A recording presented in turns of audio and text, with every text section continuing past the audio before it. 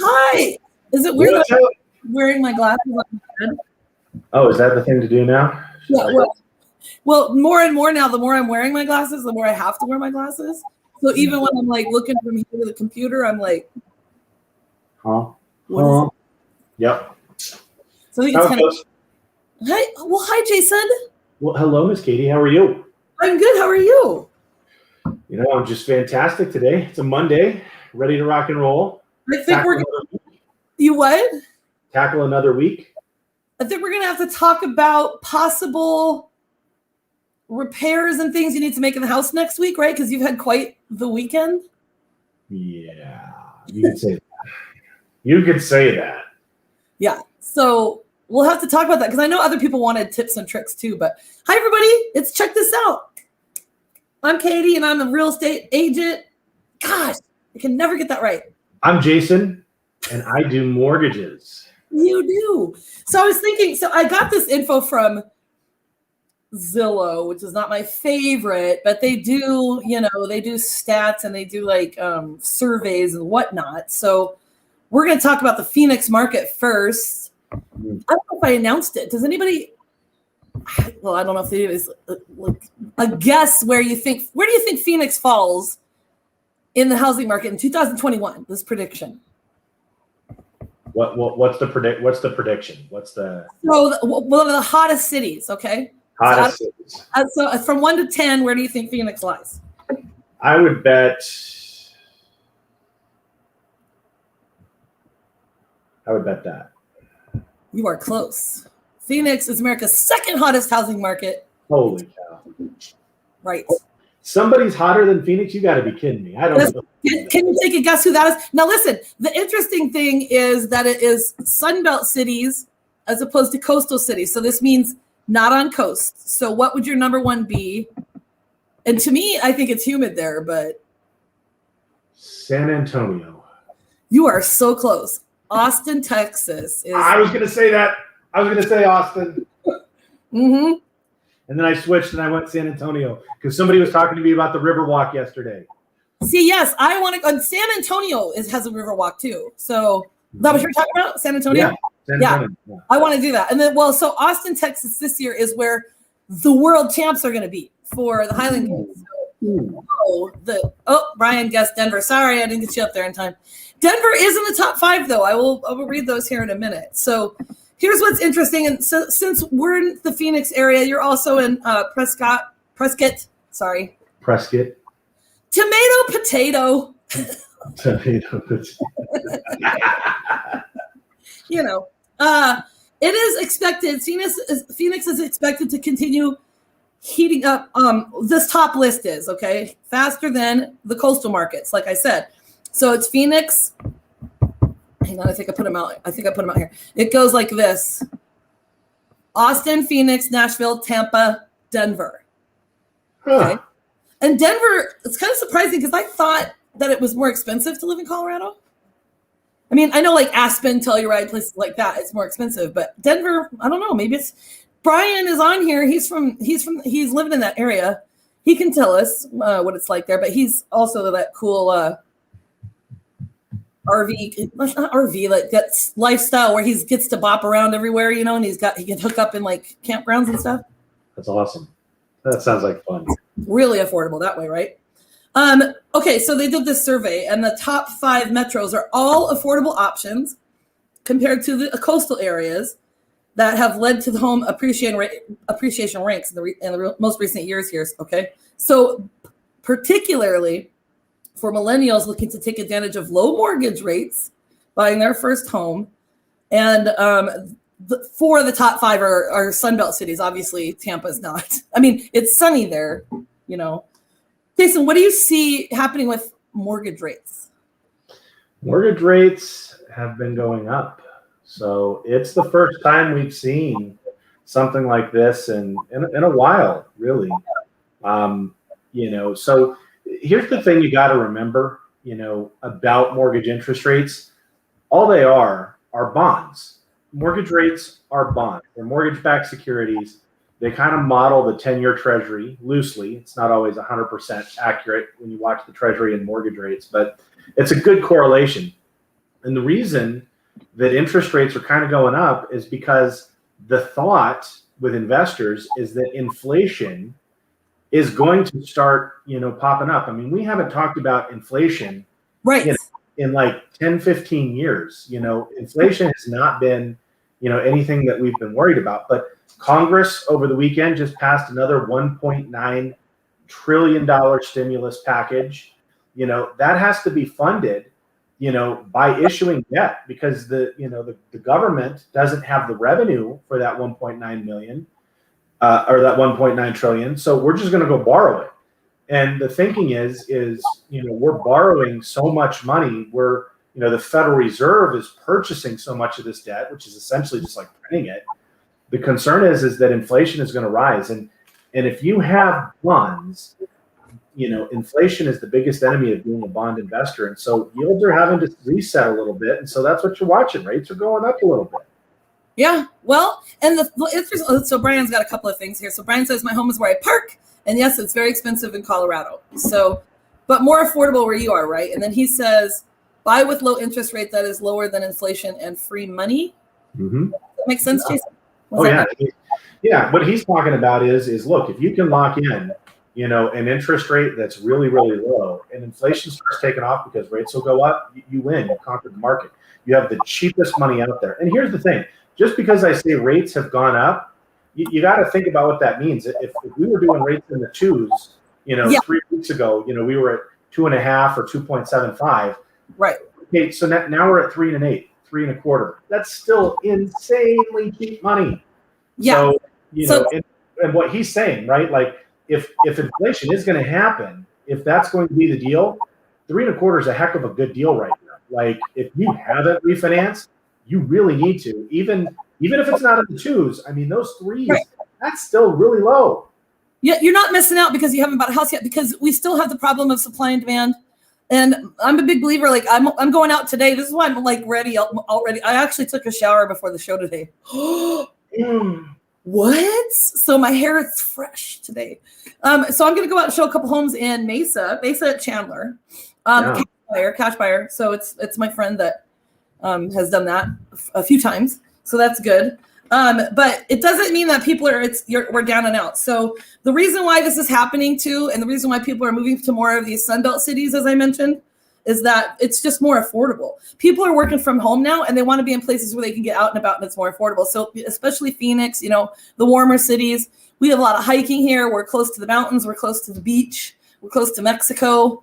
We're close to Vegas. I mean, everything is, 4.5 hours or less, 5 hours or less. Yeah. So. Can I give you an interesting statistic, Ms. Katie? Yes, please. Real quick, because I just punched up some numbers, and I want to share this. Because in real estate, right, and we're talking about hot cities, and I know that people say this. Katie, answer this question, true or false. You've had somebody say, you know what, I want to hold off and wait until the market crashes, and then I want to buy. Have you heard that? Common statement. Okay. So what would be a crash in value? Right? What would that look like? Would you agree maybe a 10%, change or whatever? Like if prices dropped by 10%, would that be considered a crash? Is that fair? I mean, I guess if we're considering whole nation, I would say yes. I mean, Phoenix, the prices have kept going up, so 10% would probably bring it back to more normalcy. Well, let's just play with some numbers, okay? Okay. If I were going to finance at $250,000, and I were going to do that today at 3%, okay?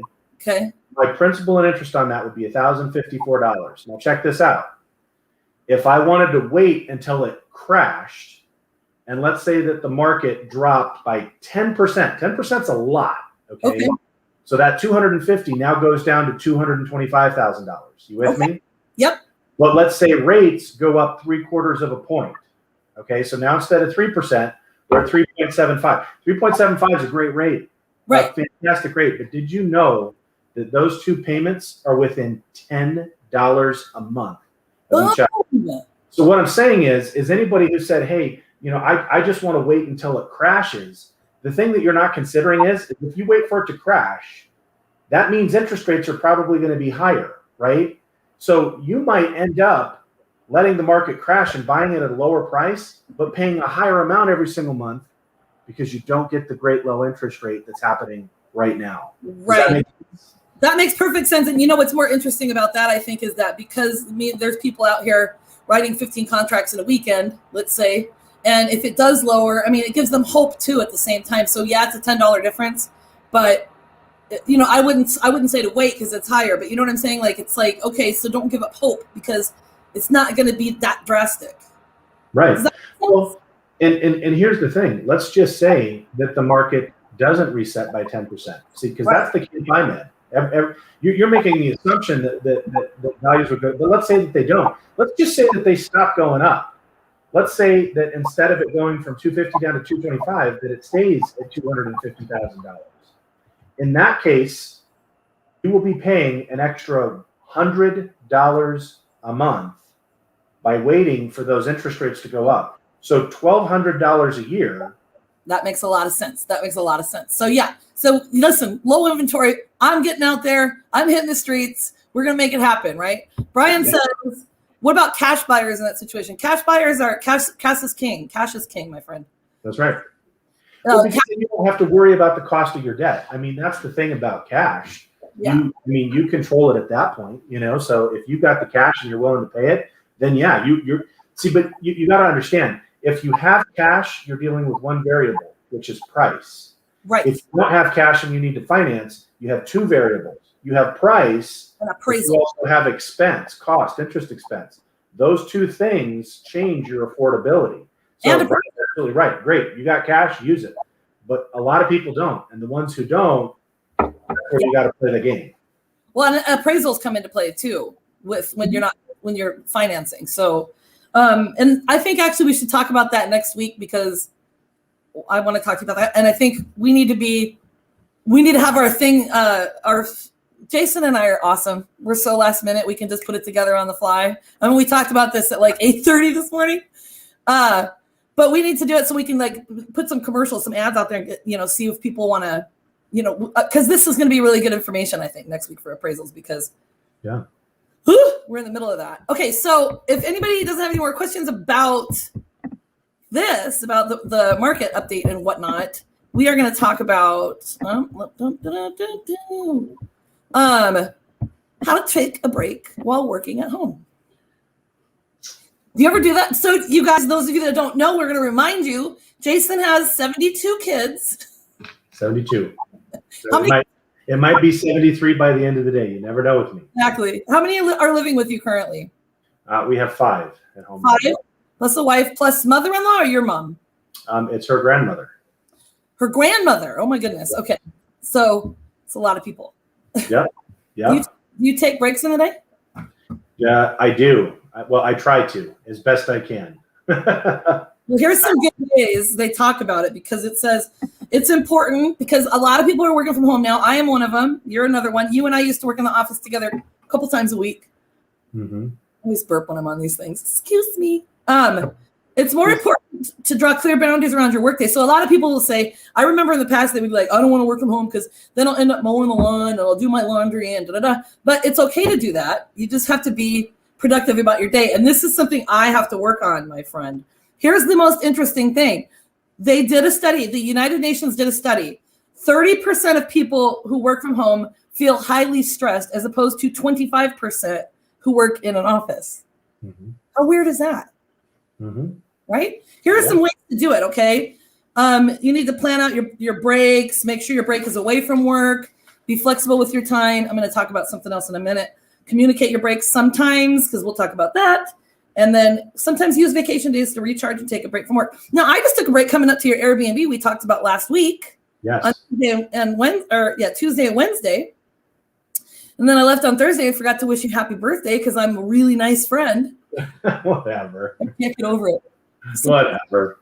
Hey guys, if I don't wish you happy birthday, it doesn't mean I don't love you, okay? Just so you know. It means there's a lot of birthdays for a lot of people. Yeah, well, and then sometimes, so I use that as to get a break out of Phoenix. It was really nice, too, because it was, freezing the day I left. It almost snowed. But I did my work there, too, so it was really nice. That was kind of a break, mentally. So these are some ways right here in your workday to take a break. right? So you can exercise, you go out for a walk. Jason, you live in Prescott. Like, what's the weather today? Weather is about 60 degrees outside right now. That's perfect. That It is. You can meditate. You guys, I'm a big meditator. You can take a 5-minute break and meditate. Okay. You can video chat with a friend. This is kind of what we're doing here during the podcast. What? You can explore productivity hacks. Okay. So whatever that means to you. So something that would maybe like help you with your time, or a break, I think, just to do something fun around the house is what I would think. I don't know. It helps you with your motivation sometimes because it can help with your mental fatigue. You know what I mean? You just go and do like another task and then come back to it. Okay. But the key is to make sure you're away from your workspace. So don't go back to your desk and do these tasks, and then do something you enjoy. Yeah. You know? So what's your biggest thing you do to take a break in the day? Take this little guy right here. Yep. Down, Yeah. And walk away for a few. Yeah. I mean, it's interesting because, you know, one of the things, and I don't have the studies, this would be a fun topic one time, but to look at the studies about how mobile devices have really changed human behavior, how many times we touch them, how many times we look at them, what they've done to our attention span. You know, we are, you know, biologically and neurologically different since the advent of the smartphone as a species, as humans, right? And so it's kind of interesting. Have you ever, let me ask you this question. When was the last time you left the house and forgot your cell phone at home? I don't, because I use it for my maps. It's Apple CarPlay in my car, so it plays my music. It also is my maps, you know, that kind of thing. So I never leave it at home, ever.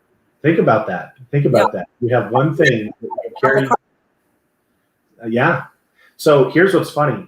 I don't remember what the circumstance was, but not this weekend, the last one. I left and was going somewhere with the family. We were doing something, and I realized as I knelt down and I went to touch my leg, which is what we do because I've got my phone in my pocket, I didn't have it. I literally went 2.5 hours for the first time in as long as I could remember without my cell phone on my person. And the anxiety that it caused me was pretty unreal. So anyway, when you're talking about, you know, what do you do during your workday or whatever, sometimes it's not even as much as our workspace and what it is that we're doing, you know, because now we're available 24/7. We work 24/7. This device, you know, is the anti-weekend device if you're, you know, in business or whatever it is. So sometimes that hack at home that you can do is setting that cell phone down and going and doing something without it, even if it's just for 5 minutes, to not worry about whether or not it's going to ding or ring or ping or whatever they do. Yeah. Well, because that's the thing too, you turn it off. So I should leave it out here in the living room at night and go to bed in there. You know what I mean? And that kind of a thing. But sometimes do you? I'm gonna mow the lawn. I'm gonna trim some trees out there. Blah blah blah. Maybe it takes me an hour and a half, and then you come back in, and you're just like, the amount of messages. Like right now, my phone's on do not disturb.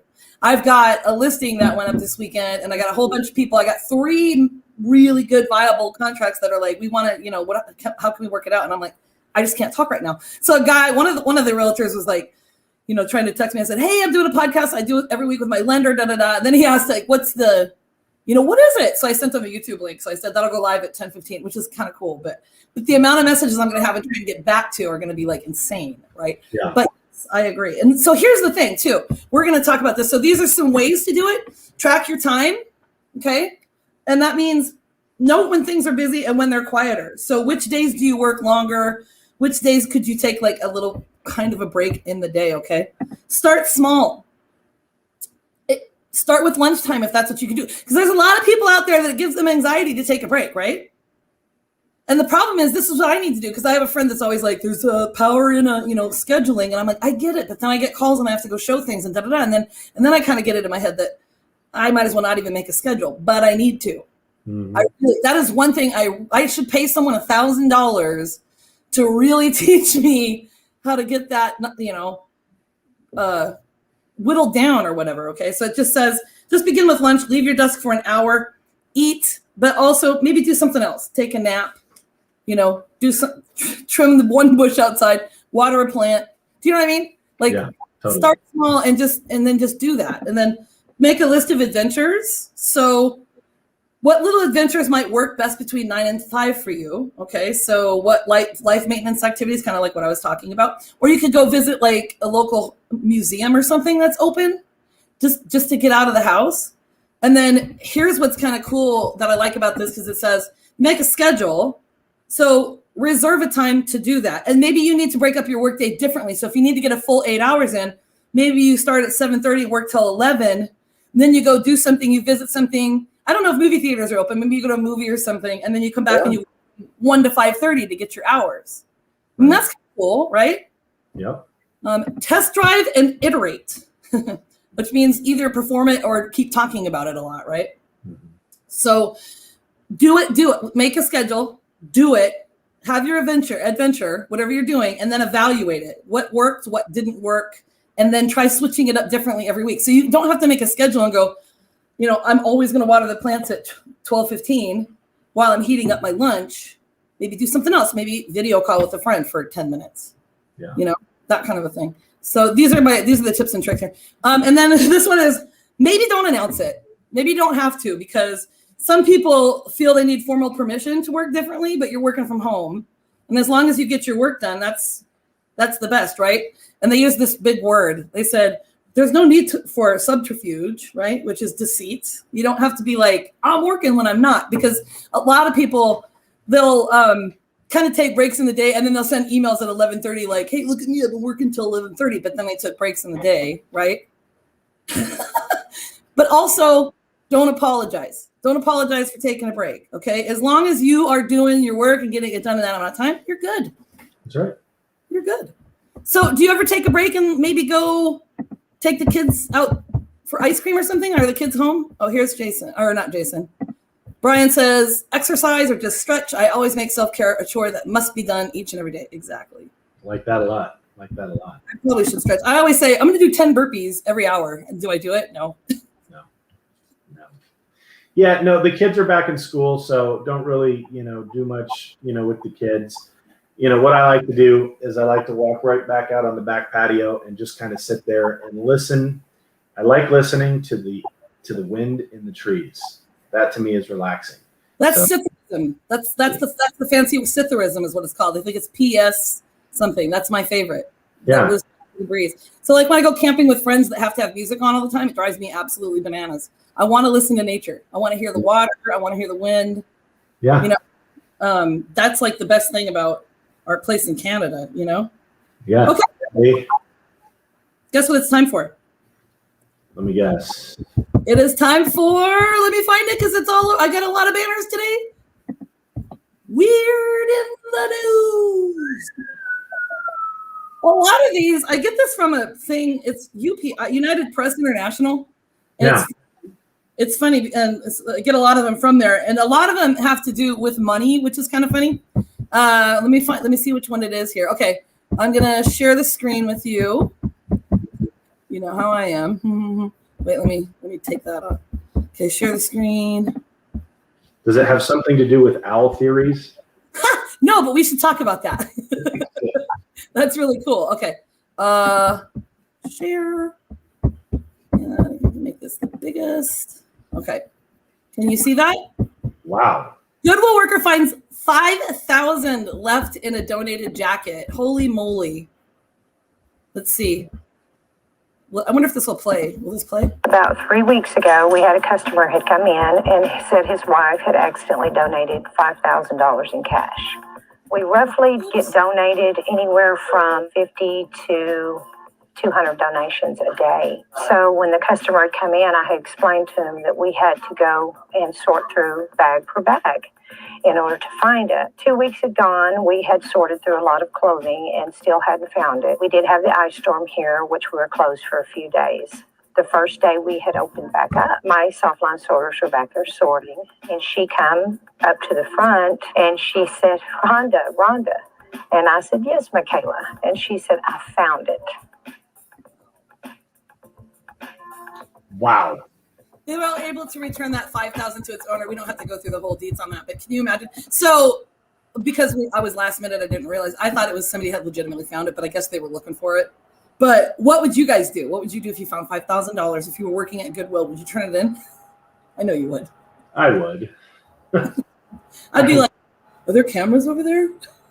I heard somebody say something once that the definition of character is what you would do when nobody's watching. Absolutely. I love that. It is so true. Okay, I've got one more weird in the news. My first question to you is, how many activities have you done in your lifetime blindfolded? And all appropriate. Well, there we go. That eliminated about half of them. So, just kidding. The only thing I could think of is pin the tail on a donkey, and what's the thing we use? A pinata. Pinata, right? Yeah. Well, get this. All right, check this out. Here we go. Dun, dun, dun, dun. Okay. Hi. Isn't it fun watching me get to this? What? Okay. So these Idaho men, hang on a sec, but they broke the Guinness record for catching dice while blindfolded. Well, Wow. Who thinks of this? What's something we can do? I know. Let's blindfold ourselves and throw dice at each other. So here's the little story. It's just weird in the news. Hey there, folks. I'm Hollywood Han. This is David Rush, and we're going to show you today how easy it is to break a Guinness World Record. You can do it all with a friend. Welcome to Mustache March. Mine's a little more pronounced than yours. Today's record we're going to demonstrate is the world record of he said mustache march. blindfolded, thrown by a partner from a distance of 2 meters. 2 meters. Team of a 2 record. So you need dice. So it's like a little over 6 feet, right? 6.5 feet. And that's all it takes. So watch the video and enjoy. The record previously stood, I think it was a 46 dice caught in 30 seconds. Don't tell them how we do it. And no, This is my favorite record of all time. I don't want to lose with anybody else. Do not reveal our secrets. I mean, we have to talk about These the guys are technique cool. here, though, Who cares, because man? I'm blind. Figure it out themselves. And I've got to I catch don't these. want to lose this. You know how hard I worked on this one. But I don't want to lose this. I've got to- I've lost too many already because you come on every Sunday and you post your video and you explain how people can do it from home. Not this time. I'm blindfolded. And so the way to catch the dice is I have to listen to the dice come into my hand and catch them. The previous record was 45. We got 215 dice caught in 30 seconds, beating the previous record by 470%. Talk about the technique, though. You're Sweating a lot. picking up the You worked hard dice for this one. off of the table. Look at the sweat here. Look at it. 215 dice in 30 seconds. Like, if he had to pick up 20, he could do it. But if you watch the technique, exquisite, the way he gets those dice off This is interesting, right? Like we're gonna watch this really quick. It's like 3 minutes long. the table, into his hand, not only into his hand, but out of his hand, through the air. And invisibly, I catch it. I feel like you should do a big black box over it. I guess you can see them anyway, but Oh, right. Well, if you like these videos, hit like, hit subscribe, and we will catch you 1 millionth of a Bitcoin. next time. All right. And bottom. What? Yeah. So like 2 meters is like what? 6, 3, 6, 3, foot 6. 2, 1, go. Oh.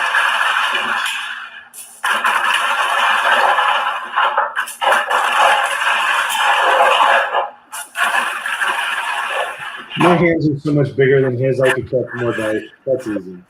Exactly.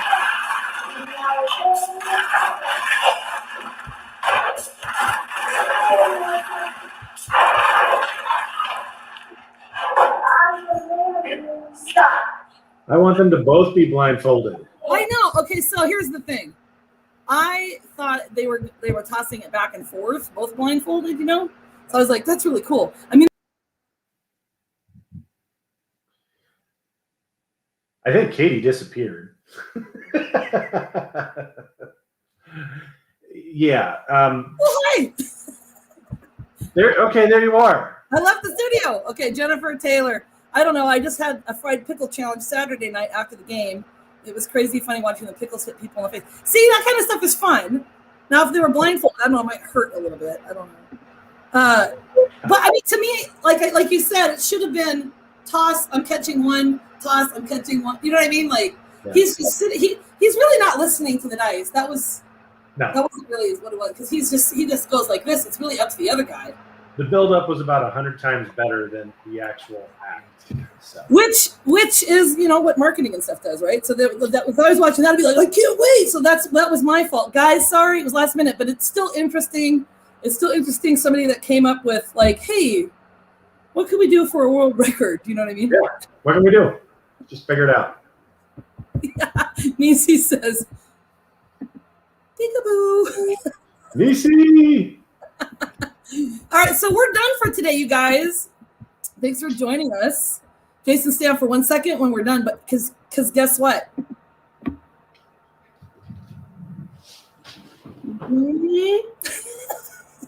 I love your socks. Katie, I love your socks. You're the best. We'll see you next time. Bye, guys.